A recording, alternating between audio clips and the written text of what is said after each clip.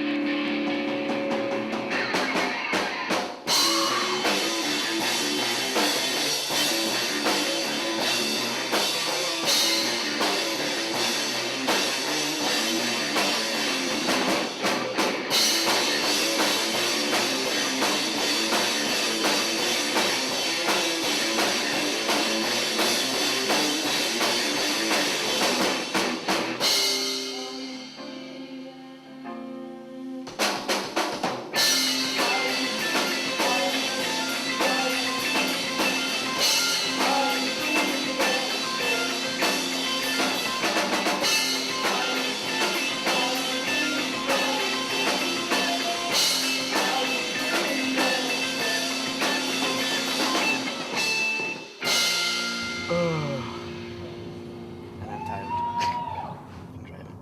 I'm not driving after this, I'm going to give up. I'm going to hand my licence in to the police and just give up. Interesting fact about that bridge. I can zoom in over to that bridge now.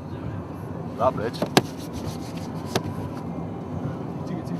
is when they were building it, in the shafts, the men who building it fell down and died. They didn't get them because it was too much of a risk, so there's now skeletons all along the bottom of the Forth Road Bridge.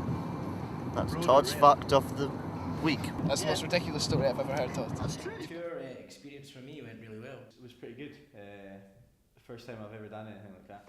Everyone went smoothly and nobody argued. Got drunk, played some music, met some new people, made some new friends. So it was good.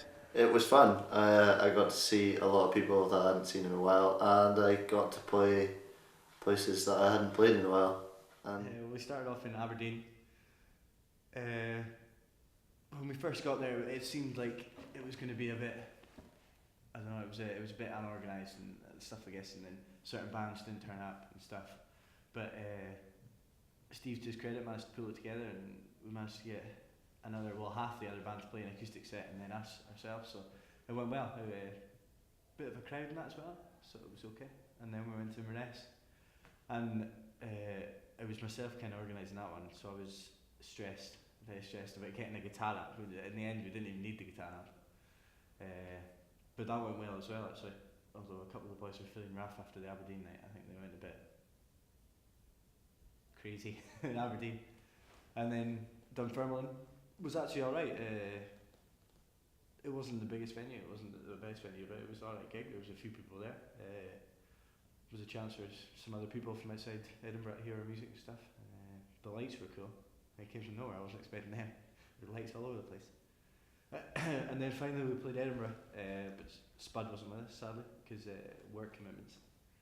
So it was just the three of us, which it wasn't the best, but I think we managed to put a half decent show together. Nah, probably Aberdeen was pretty good because I was looking quite forward to playing there, and I don't know, it was just good to play somewhere else that we hadn't played before. And yeah, that was good. So it was a nice venue. It was just a general good gig. Favourite gig was probably the first one in Aberdeen. I was the one who was kind of organising that one myself, so it was kind of nerve-wracking. But I have quite a good mates in Aberdeen who brought a good crowd, and it was a good night afterwards as well. Surprisingly, we all got on pretty well. We've had minor hiccups and stuff, rows and arguments and that before band practice, probably as every band does. But I mean, I spent most of my time just without Thurston and Todd, who were probably the two that would have annoyed me most on tour. But nah, it was good. It was.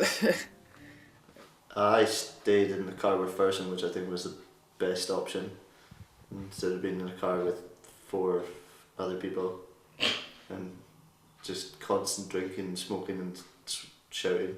In terms of the travelling sort of thing, I can imagine like bands doing, tens of nights, like every night for weeks, months. It must be incredibly hard. I mean, we did 3 days and probably did 400 miles, including like the time driving and stuff, and that was hard enough. Me and Thurston had a conversation about this, but after the first night we were like, Christ, how can bands do this for 2 weeks? Because it is knackering. Like after the first gig and that, and we got off the next day and realised we had to drive for like 4 hours to Inverness. And then after that we realised we had to drive another 5 or 6 hours back down to Edinburgh again. So I mean, I don't know, I still really want to do it in that, and I would not change it for the world, and I would do it again in a second, but I would definitely prepare myself for the physical exhaustion that I was going to be facing. I'd probably sit back and maybe book it and organise it a lot more in advance instead of to the last maybe month or something, and kind of make sure we knew everything inside out, like equipment wise, like band wise and everything. Kind of have that set up well in advance before we were to go, and also for just to add this in, make sure that if you're going to have somebody to play with you, make sure the band is actually going to turn up and play, because that was an issue for our Aberdeen gig. We had 2 bands that pulled out a day before we went up, which was a bit disappointing.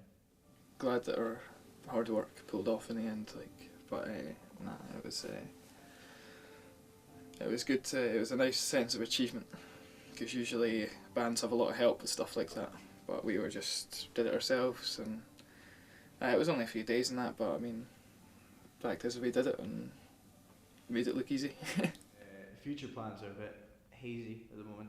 I think it's going to keep going until the summer. Yeah. Everyone's moving, so I guess there's not much of a future. Me and my fellow Thurston might be moving to Newcastle, leaving the other 2 in Edinburgh. I don't know, I don't think we really want to try and replace anybody or anything like that, because we all started it together, so we all want to kind of finish it together. Yeah, I guess so. I reckon if we play the next gig, I reckon that'd be a good way of wrapping it up. I'd like to name it after something that happened during the tour or The whatever. Blue Charge Tour.